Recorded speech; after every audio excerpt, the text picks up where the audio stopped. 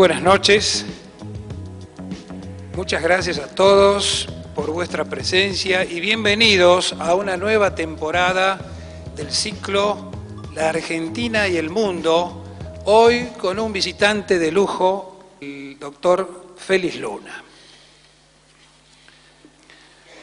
La historia y nuestro tiempo es el tema convocante y le voy a pedir al presidente de la Fundación Hamburgo y de la Fundación Cultural Santiago del Estero, doctor Néstor Ick, que presente a nuestro invitado. Doctor Ick.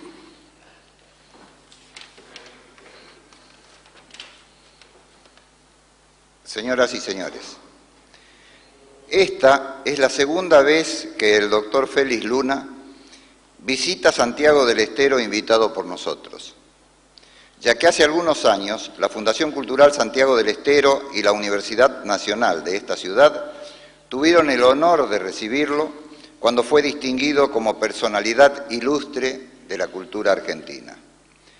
El doctor Félix Luna, en el transcurso de su vida, ha desarrollado múltiples actividades.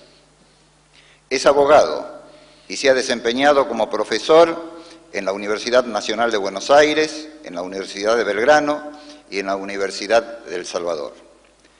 En diferentes etapas de su existencia ocupó diversos cargos públicos, entre ellos los de consejero de las embajadas argentinas en Suiza y en Uruguay, jefe de gabinete del Ministerio de Relaciones Exteriores y Culto, secretario de Cultura de la Municipalidad de Buenos Aires y funcionario del Fondo Federal de Inversiones.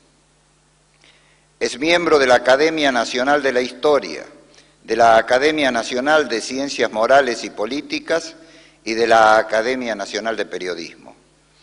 En colaboración con Ariel Ramírez, fue autor de las obras musicales Mujeres Argentinas, Los Caudillos, Cantata Sudamericana y La Misa Criolla, esta última la más popular composición litúrgica del folclore argentino. Dirigió muchos programas de radio y televisión sobre temas históricos. Fue fundador y director de la revista Todo es Historia y editorialista en el diario Clarín. Pero la mayor parte de su vida la ha dedicado a escribir numerosos libros de contenido histórico y algunos de ficción, entre los que pueden mencionarse Diálogos con Frondizi, Argentina de Perón a Lanuse, Conflictos y armonías en la historia argentina, Golpes militares y salidas electorales, Buenos Aires y el país, Fuerzas hegemónicas y partidos políticos, Fracturas y continuidades en la historia argentina, Breve historia de los argentinos, Sarmiento y sus fantasmas, La última montonera, La noche de la alianza, La vuelta de Martín Aldama, El 45, Perón y su tiempo, Guía elemental para una reforma de la Constitución y Soy Roca.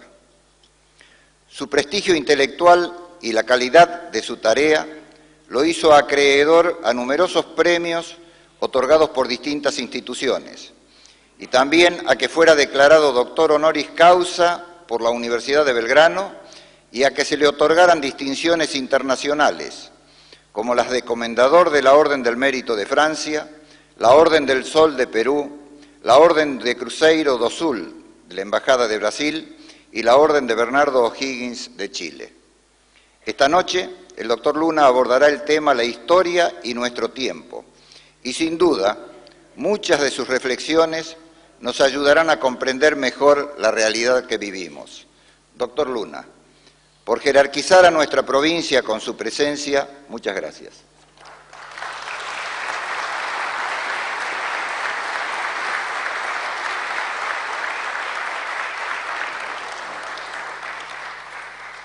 Antes de escuchar la esclarecida palabra del doctor Félix Luna, quiero destacar esta noche una presencia espiritualmente muy especial para toda la gente de la cultura de Santiago del Estero.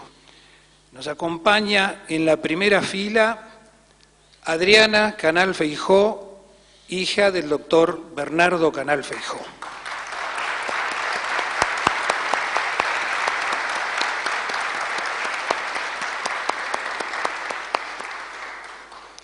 Bueno, ahora sí, con ustedes el doctor Félix Luna.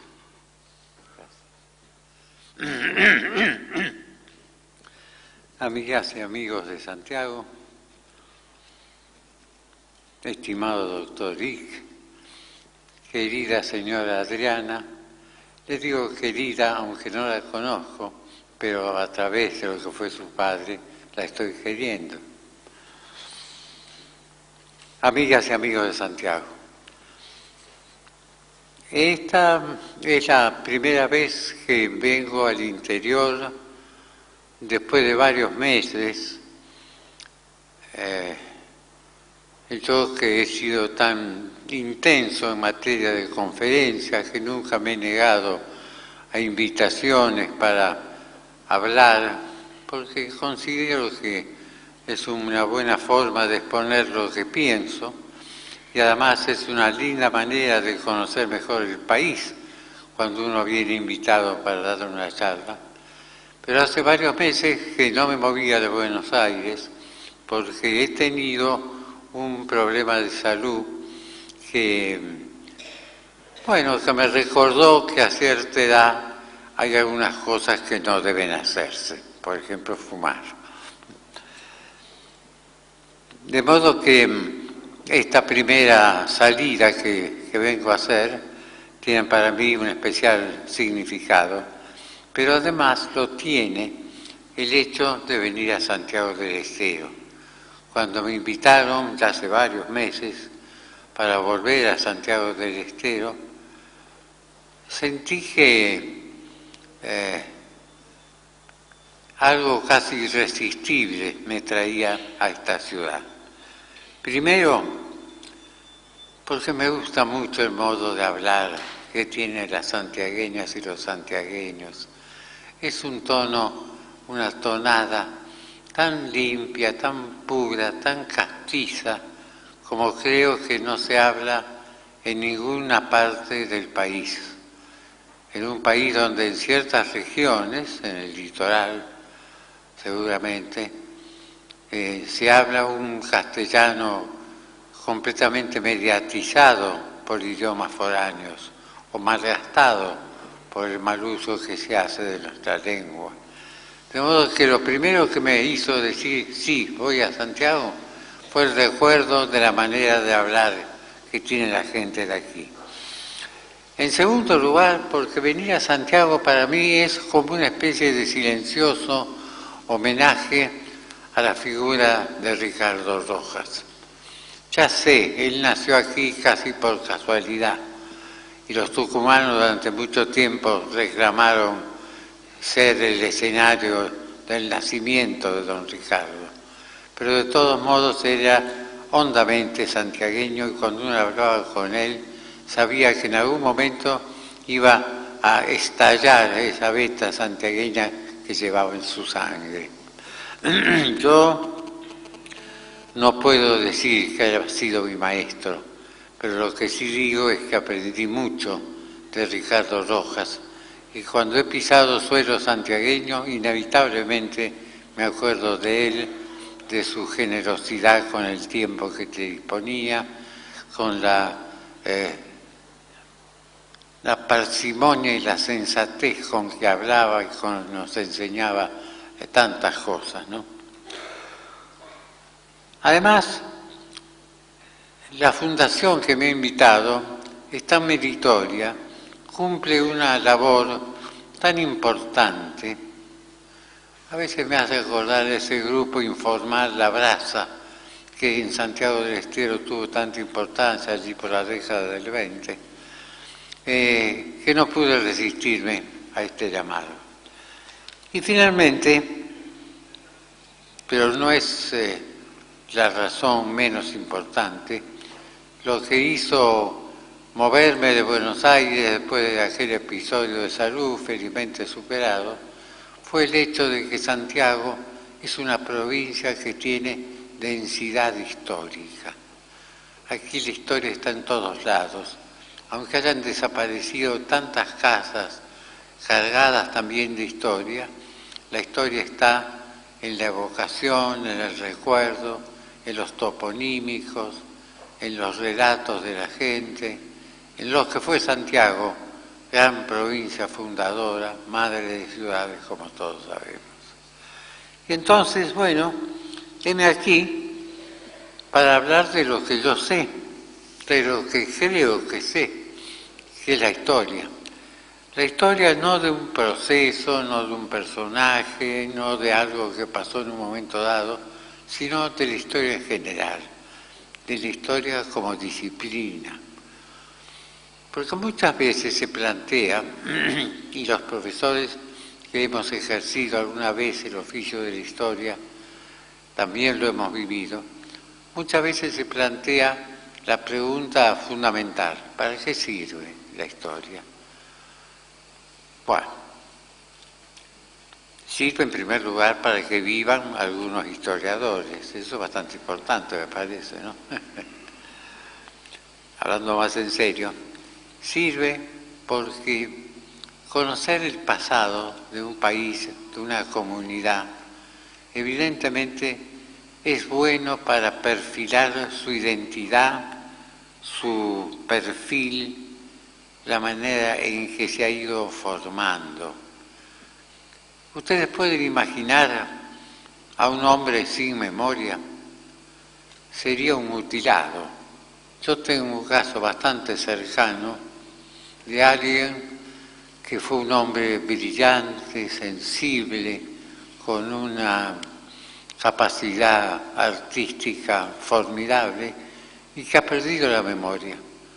Y uno lo ve y su aspecto es saludable, parece que es un hombre que está en el mejor de los mundos, pero la verdad es que no conoce a nadie.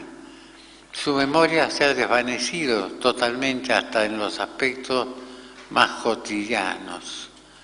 Bueno, piensen ustedes en una comunidad, en un país que haya o perdido la memoria o que no haya podido desenvolverla lo suficiente como para saber de dónde viene, cómo se ha ido formando, de qué manera se fueron dando sus características, qué elementos principales la configuran.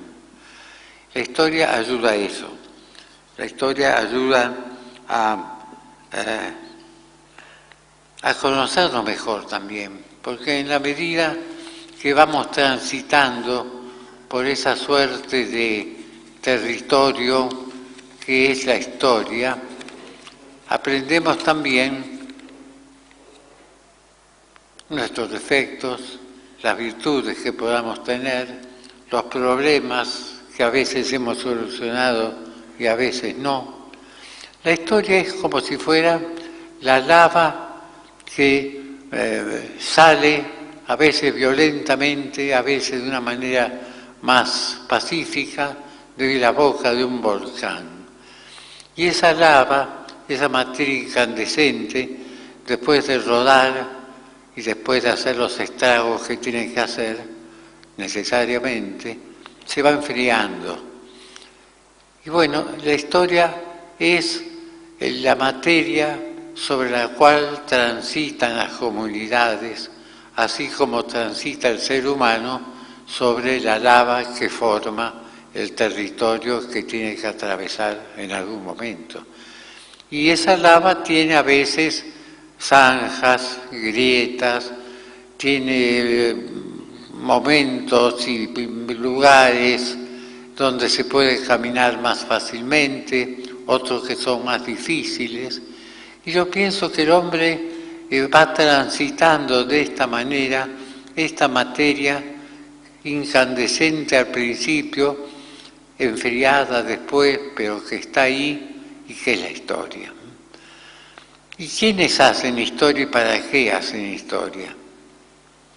Max Bloch, un historiador belga que murió en un campo de concentración nazi, tiene un pequeño librito que es una joya, que se llama ¿Qué es la historia? Y empieza diciendo: mi hijo me pregunta para qué sirve la historia, y yo le digo que sirve, en primer lugar, para entretener. Efectivamente es así, la historia bien expuesta entretiene, y ya eso la justifica. José Luis Romero decía que así como la rosa se justifica porque es rosa y nada más, la historia se justifica por ser historia.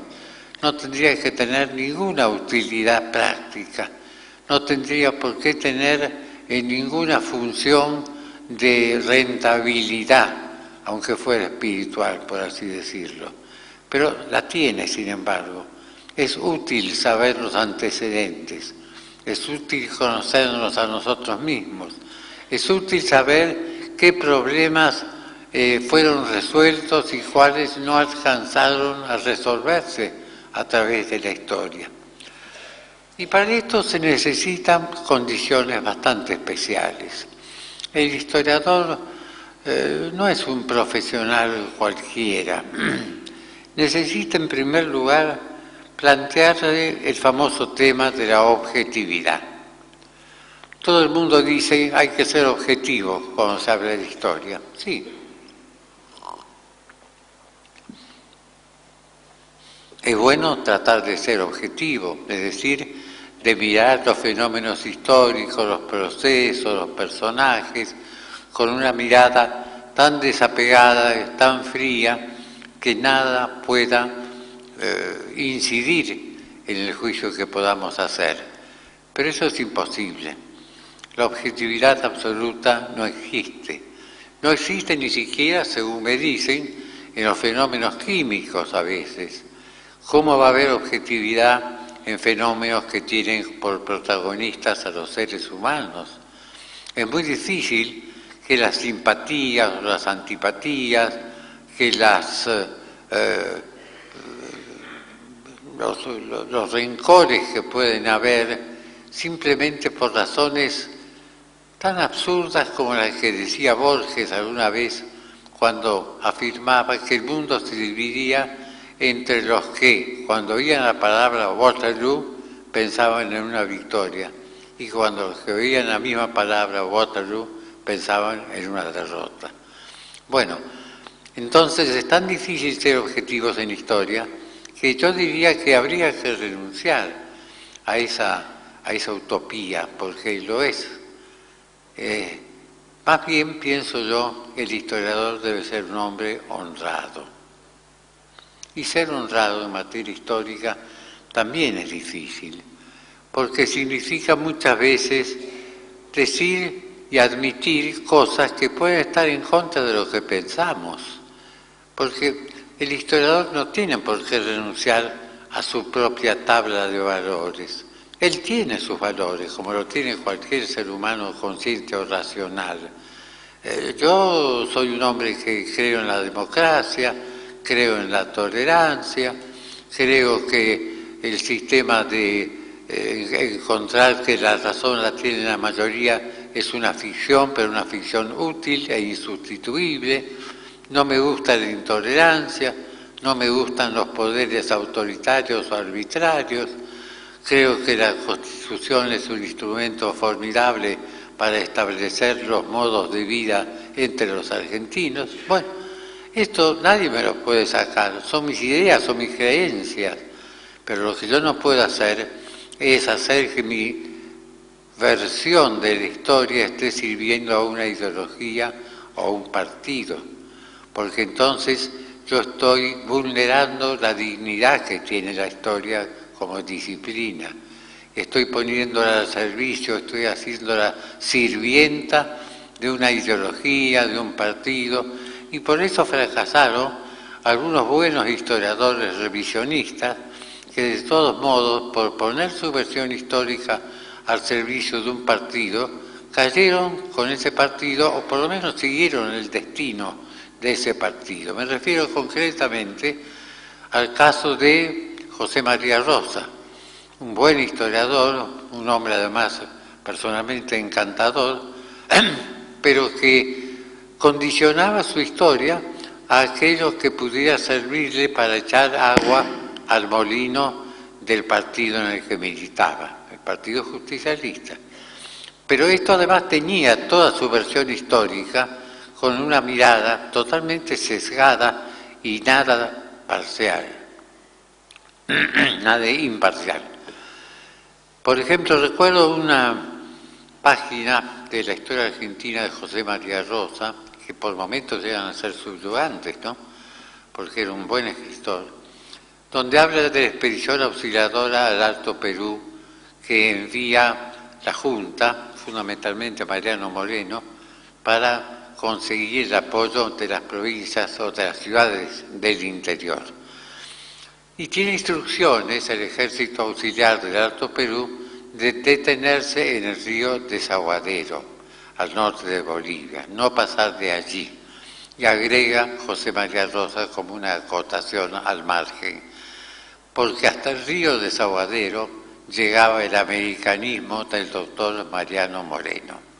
Bueno, este comentario es un comentario de mala fe, porque José María Rosa no podía ignorar que las instrucciones que dio Mariano Moreno al ejército auxiliador del Alto Perú indicaban efectivamente que detuviera su marcha en el río Desaguadero, porque este río es el que marcaba el límite entre el virreinato del Perú y el virreinato del Río de la Plata.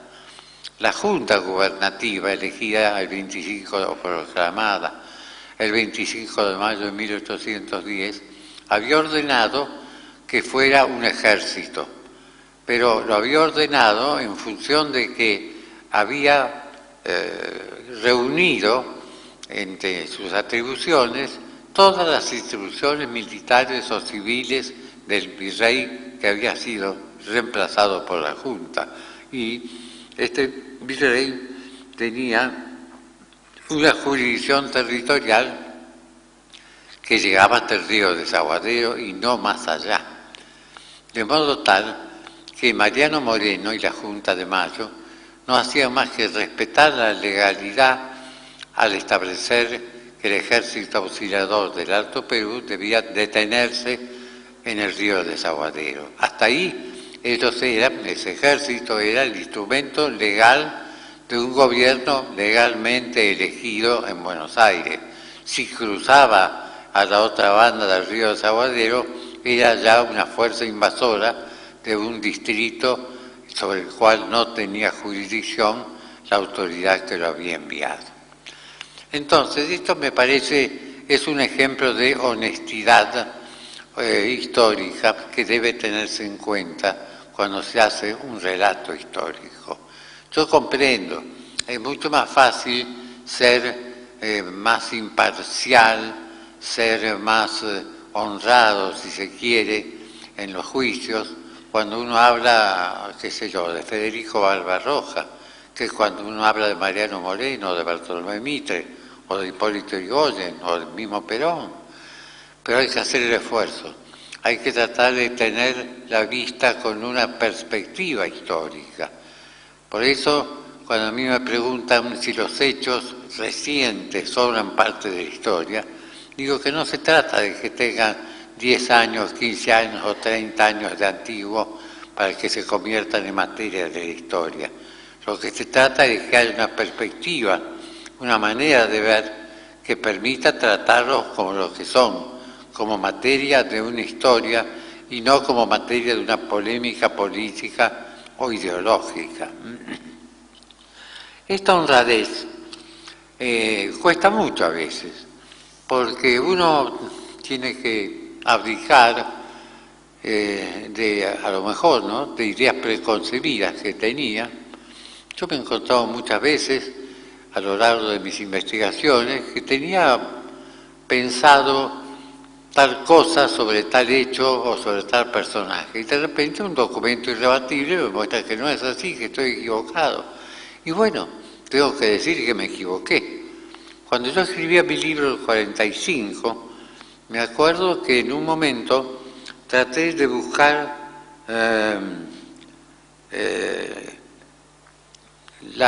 los informes de varias entidades de la época, como la Policía Federal, que los informes que había hecho la policía en los días de octubre de 1945.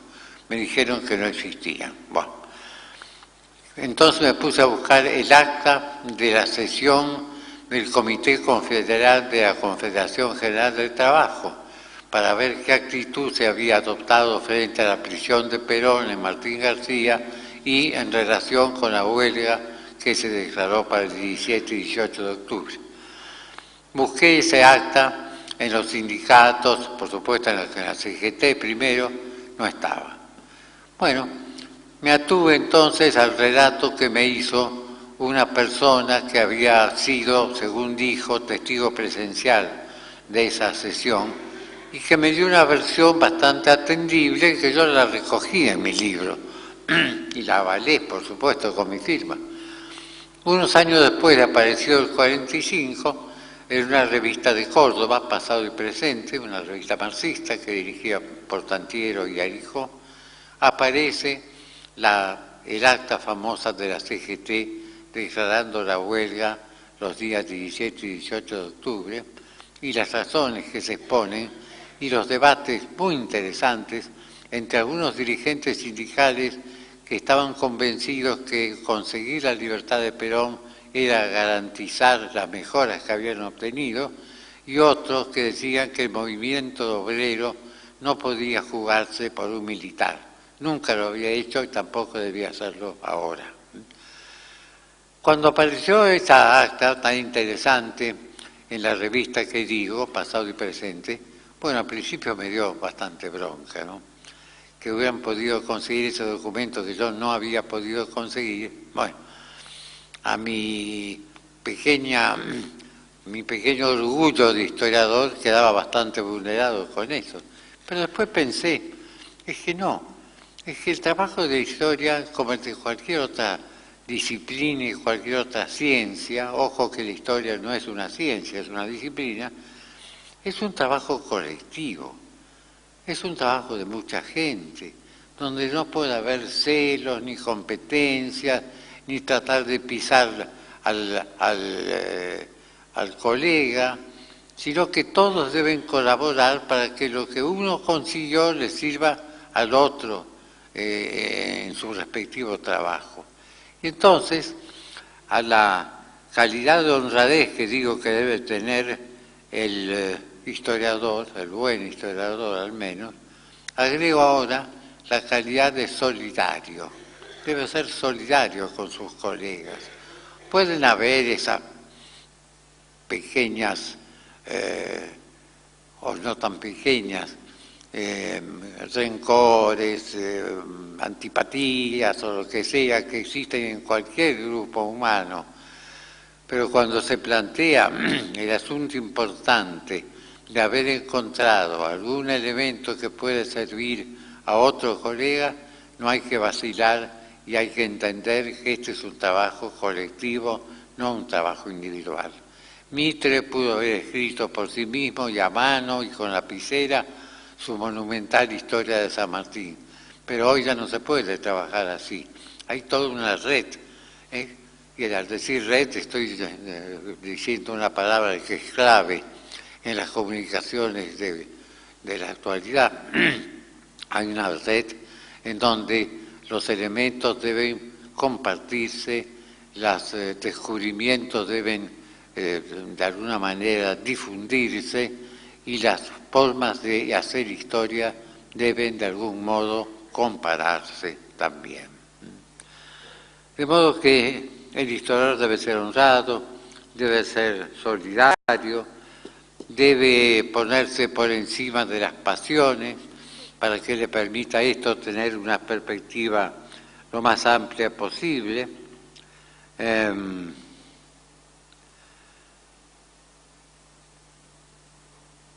Porque además hay un aspecto de la historia que a veces no se tiene mucho en cuenta, pero que es fundamental para darle esa fascinación que tiene y que hace que vuelta a vuelta el público siga con atención lo que pasa en materia de búsquedas historiográficas, como ocurre ahora, por obra de algunos historiadores cuya opinión como tales a mí no me merece mayor aprecio, pero sin embargo tiene la virtud de haber creado la curiosidad del público lector en los temas de historia. Bien. Y este punto, este aspecto, que hace fascinante a la historia es los puntos de vista distintos que se pueden adoptar para ver un hecho, un personaje, un proceso. El 25 de mayo se puede ver desde el punto de vista del virrey, que se ve constreñido a renunciar porque evidentemente no tiene el apoyo de las armas. Pero se puede ver también desde el punto de vista de los patriotas, que han estado a punto de caer engañados en la trampa de una junta presidida por el mismo virrey. Y se puede ver desde el punto de vista también de algunos de los patriotas que tenían en vista no solamente el reemplazo del virrey por una junta de criollos, sino también la posibilidad de que estas colonias se convirtieran alguna vez en un país independiente. Se puede también pensar, qué sé yo, un hecho tan conocido como el 12 de octubre de 1492. Veámoslo desde el punto de vista de Colón, que se salva por los pelos de ser colgado por sus tripulantes al llegar el momento de tocar tierra. Pero también podemos verlo desde el punto de vista de Rodrigo Pinzón, que está a punto de sublevarse contra Colón porque sus promesas no se han cumplido, o de Triana, el marinero que fue el primero en gritar tierra. ¿Qué habrá pensado el marinero cuando gritó tierra? Habrá pensado seguramente en ganarse los 10.000 maravedíes de premio que los reyes católicos habían instituido para el primero que gritara tierra. Y yo suelo decir que el argumento más fuerte para pensar que Colón era genovés es que fue Colón el que se quedó con los 10.000 maravedíes al final, ¿no? En una palabra,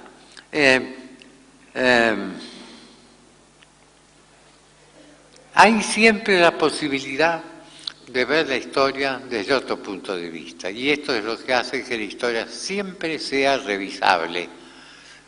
Todos los historiadores somos revisionistas. Esto no quiere decir que seamos revisionistas al modo como se llamó una escuela de historia argentina que ya pasó, que ya terminó. Pero todos debemos revisar la historia. Y revisar la historia no significa decir, no, San Martín en realidad era hijo de Alvear. No, significa que podemos hacer historia de género, o sea, un mismo proceso que se ha visto siempre desde el punto de vista masculino, verlo desde el punto de vista femenino también. Se puede hacer historia de la vida cotidiana, se puede hacer historia exclusivamente económica o una historia exclusivamente de las ideas, o una historia de la religión en su relación con las sociedades, o una historia buscando más bien el punto de gravedad en las relaciones entre la sociedad y distintos grupos, ejércitos, por ejemplo. He visto los otros días, me parece que en la revista de la Fundación, un artículo sobre los encomenderos. No he visto todavía el artículo, creo que de García Hamilton, pero no sé si García Hamilton, por ejemplo, establece, entre las cosas buenas y malas que tuvieron las encomiendas, el hecho de que después de las guerras calchaquíes, cuando se fueron extinguiendo las encomiendas porque los indios faltaban ya, porque muchos habían muerto en esas guerras, las encomiendas van desapareciendo, los indios se sienten libres, constituyen pueblos que son pequeños pueblos libres y logran incluso ganar pleitos a los españoles cuando llega la ocasión de defender sus derechos. Que están en la provincia de La Rioja, por ejemplo, pueblos como Pituil, como Aymogasta, como Olta, como Sanagasta, etcétera, que son, o fueron anteriormente, pueblos de indios que habían sido encomendados y que dejan de ser encomendados para convertirse en pueblos de indios libres. Bueno, este es un punto de vista tal vez novedoso, no sé, repito, si lo trata o no García Hamilton, pero que agrega algo nuevo al manido tema de las encomiendas. Entonces, tener la capacidad y la flexibilidad como para poder también, de un punto, tomar aspectos no tan estudiados o analizados, ¿no? En una palabra, el historiador tiene que tener algunas virtudes, y estas virtudes no son desdeñables. Esto no quiere decir que no haya historiadores que sin tener esas virtudes no practiquen igual el ejercicio de la historia. Tienen derecho a hacerlo, pero su credibilidad siempre será menor de aquel historiador que es honrado en sus dichos, que no trata de ser juez de lo que dice ni de los personajes a que trata, sino más bien trata de comprenderlos, de aquellos historiadores que entienden que el tiempo pasado y el tiempo actual son distintos por las creencias que existían antes y no existen ahora, por los modos, por las técnicas que se usaban antes y las de ahora que son totalmente distintas. Entonces hay más credibilidad en el historiador que tiene estas virtudes. Y sobre todo, lo que se exige, lo que yo exijo de alguien que hace historia con responsabilidad, es que ame el pasado. Es que no mire al pasado con el desdén con que se miran las cosas atrasadas o que están recién empezando o que se han equivocado mucho. No, que miren el pasado como una etapa indispensable para los que somos hoy. Que sepan establecer por qué no se han resuelto a través de la historia temas como el federalismo. Este es un país que tiene un genio federal, pero la geografía lo induce a ser unitario, evidentemente. ¿Por qué no hemos podido resolver el problema de financiar nuestro propio desarrollo con nuestros propios capitales y tenemos siempre que recurrir a capitales externos para lograr ese desarrollo? ¿Por qué hemos sido siempre deudores? Nunca hemos sido acreedores y las contadísimas veces que hemos sido acreedores lo fuimos por muy breve tiempo. ¿Cómo se hace para establecer la democracia férreamente en el país de manera tal que las instituciones tengan poder propio y puedan defenderse de los manotazos que pueden venir de parte del poder? Todas esas son cuestiones importantes, cuestiones que nos golpean la cara todos los días, se puede decir. La historia no da las respuestas concretas y exactas. La historia no es que sea infalible siempre, pero nos aproxima, nos da pistas, nos da posibilidades. De modo que amar el pasado es fundamental para ser un buen historiador. Un buen historiador que sirva para que en nuestro tiempo, y aquí viene entonces el redondeo del título de esta conferencia, para que en nuestro tiempo sepa darle utilidad a la historia y para que la historia sirva para que todos nosotros seamos un poco mejores, vivamos un poco mejor, nos tratemos un poco mejor y creamos en una Argentina un poco mejor. Gracias.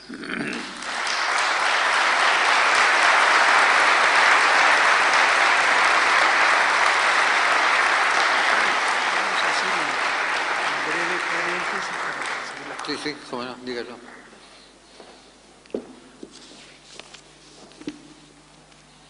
Queremos agradecer muy especialmente la presencia en esta sala del vicegobernador de la provincia, señor Emilio Rachet, de la diputada nacional Marta Velarde y también de legisladores provinciales, el doctor Ramiro López Bustos, el legislador Ávila y la ingeniera Machado, que nos están acompañando esta noche.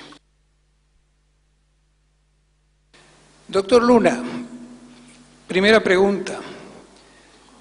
¿Puede explicar por qué dice que la historia no es una ciencia? No es una ciencia porque no puede hacer afirmaciones exactas. Cuando yo digo 2 y 2, evidentemente es 4. Y en cualquier punto de la Tierra y en cualquier momento del tiempo, 2 y 2 serán 4. En cambio, en la historia, todo es conjetural, todo es opinable, todo es discutible. Eso forma parte de su encanto también, ¿no? Por eso no es una ciencia, pero es una disciplina, porque impone ciertas normas, cómo trabajar, cómo hacer historia, cómo deben manejarse los documentos, cómo deben interpretarse. Entonces, es una disciplina y nada más. Otra pregunta, doctor Luna. ¿Ha sido el devenir del sistema judicial argentino un factor histórico influyente en nuestra sociedad? En la medida que el Poder Judicial tiene el control de constitucionalidad de las leyes, hay momentos en que ha sido importante. Recuerdo, por ejemplo, yo soy tantos años hace que dejé de ser abogado para beneficio de mis posibles clientes, ¿no? Pero recuerdo, por ejemplo, que el recurso de amparo se creó a través de una resolución de la Corte y que la ley de divorcio actual también tuvo que generarse a través de un dictamen, un fallo de la Corte. De modo que sin darle al Poder Judicial más preponderancia de la que tiene, yo creo que sí, que tiene importancia en la historia, claro. Esto no es una pregunta, doctor. Yo creo que más bien es un cumplido para usted. Dice, doctor Luna, gracias por su ejemplo de puntualidad. Como argentino y como santiagueño, su presencia me exime de hacer pregunta alguna. Bueno, gracias, soy puntual. A veces no es una virtud, es un defecto, porque me he encontrado a veces con que yo soy el único que estoy esperando el momento del evento que se trate, ¿no? No digo ya cuando era joven y tenía que esperar a alguna amiguita, y yo estaba a las 6 en punto y la otra llegaba a las 7 menos 20 diciendo, hola, ¿qué tal? Sin ninguna explicación, además, ¿no? No, hay que ser puntual, es mejor, se organiza uno mejor, se trabaja mejor, se convive mejor. Por supuesto que la puntualidad tampoco es una cosa de matemática, no es cuestión de estar a las 6 en punto. Pero, bueno, 6 y 2 minutos está bien, ¿no? Bueno, ahora sí, volvemos a una pregunta. ¿Podemos decir actualmente que hemos conformado un ser nacional argentino? Mire, yo nunca entendí qué es eso del ser nacional. Yo intuyo lo argentino, lo intuyo en muchas cosas, qué sé yo. En Santiago del Estero ahora he pasado por casas que yo me doy cuenta que son bien argentinas, bien criollas. Hay rostros que están hablando de que son absolutamente argentinos, pero yo no sé qué es el ser nacional. Y además el día que el ser nacional famoso esté ya hecho, bueno, vamos a desaparecer. Yo creo que precisamente hay que hacerlo permanentemente, hay que evolucionar mejorando permanentemente, ¿no? Doctor Luna, ¿cuál cree que fueron las principales causas que jugaron en contra de la consolidación del federalismo verdadero? Lo acabo de decir, la geografía. Cuando un país tiene una única entrada o salida al exterior y tiene un enorme espacio que está cerrado por selvas, por altiplanos, por cordilleras, está condenado a ser un país unitario. El país, la ciudad que está en la entrada, la que tiene el dominio de la puerta, abrirá la puerta, la cerrará, cobrará peaje, es el dueño de la puerta. Y oyen en el decreto donde establece un pago para iniciar las obras del ferrocarril de Guaytiquina, decía en los fundamentos del decreto, la Argentina semeja la figura de un solar colonial, con una pequeña entrada y una larga extensión. Entonces abramos una puerta en la tapia de atrás para poder dar salida a nuestros productos que van al Pacífico. Bueno, la Argentina ha sido siempre una especie de casa colonial, con esas características. Entonces es muy difícil hacer federalismo en esas condiciones.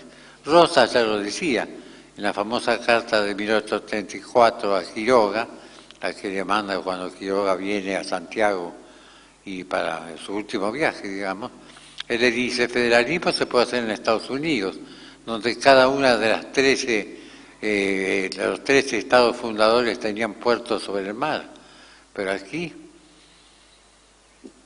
de modo que la geografía es el mayor impedimento para que el federalismo sea una realidad. Pero yo creo que vamos marchando hacia un federalismo mucho más real. En el epílogo de conflictos y armonías, usted percibe un tiempo de vísperas. Luego de 20 años, ¿qué cambios positivos se concretaron? ¿Un tiempo de qué? No entendí bien. ¿Un tiempo de? Vísperas. De vísperas, sí. Evidentemente los historiadores no somos buenos profetas.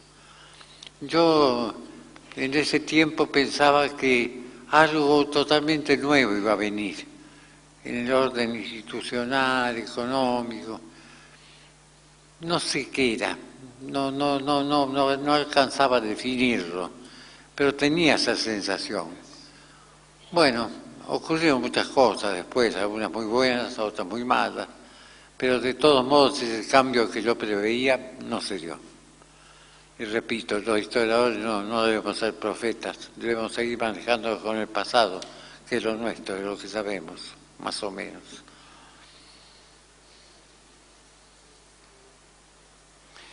¿Considera que hay conciencia histórica en la clase dirigente argentina?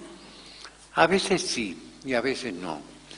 A veces yo veo que hay una suerte de presión de la historia para tomar determinadas decisiones y otras veces me parece que se olvidan totalmente.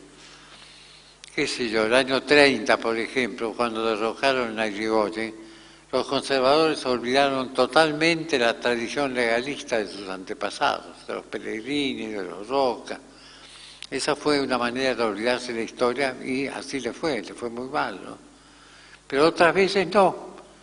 De pronto, me acuerdo cuando murió Perón, la mitad del país lo lloró, la otra mitad del país no, pero la mitad que no lloró la muerte de Perón respetó a los que la lloraban.